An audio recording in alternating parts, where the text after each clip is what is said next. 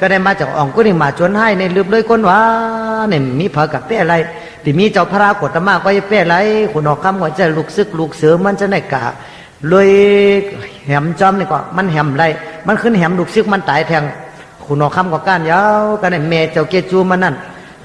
จังลืบเลยเมื่อลูกเขาเนี่ยเป็นก้นให้เสียตาเนี่ยถึงมันแค่เห็นแม่ก็ถึงมันหนักกว่ามันก็ห้องอ้างหิงสักการลูกค้าก็มาเลยมันอันนี้เป็นแม่ก็รู้ไงเลี้ยวนิ้วมือเขานี่ก็ไปเต็มเหงกึดกว่าหนึ่งเลยเพราะอะไรเขาแหมแม่เขาแล้วนิ้วมือมาห้อยเต็มเหงอ่ะสมาในแต่เมื่อแหมแม่มันอ่ะก็เนี่ยมาพระเป็นเจ้าเขาจะตั้งซุ้งต่อหมู่อยู่ที่จ้องจิตรวนนั้นมันเจ้าจังมีเมียตากรุณาในสู้ยันที่พระเจ้ากู้ยันมันเจ้าส่งแจงแดงหันเสียว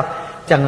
ผ่านสร้างเป็นนิมิตาพุ่งตะโคเลยเสียแหละกับอยู่ภายนามันเสียวนี่ก็แล้วนั่นมามันจังหันเจ้า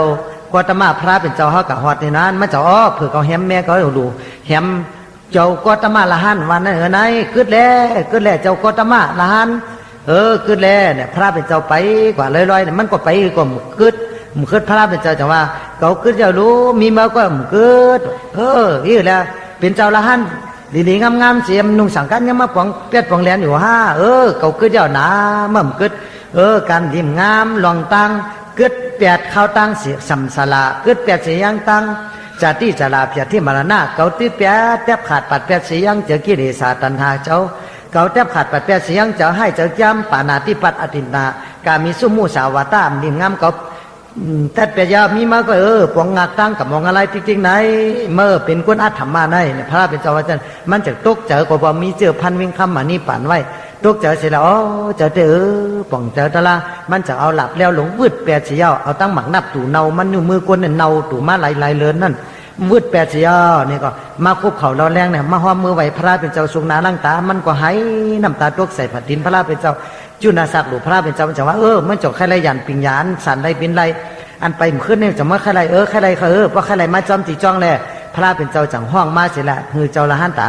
เจ้าสารีพุทธลาท้าหูปันมันเ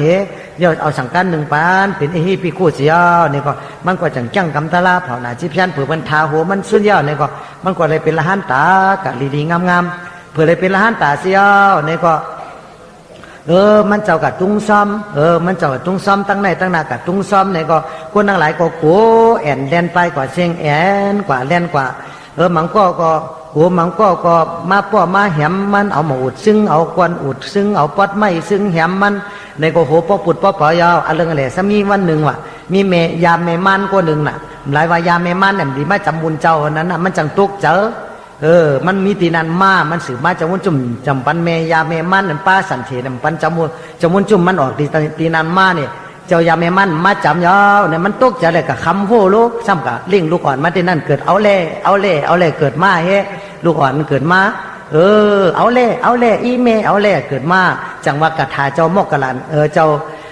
อ่องกู้นี่มาเกิดลูกง่ายเนี่ยญาติตัวหังพิกินีนั่นน่ะอันนั้นออกที่นั่นมาเนี่ยเจ้ามกกะลันเจ้าอ่องกู้นี่มาในซ้ำปวกขึ้นมาตีจองยาวเนี่ยก็มันเจ้าก็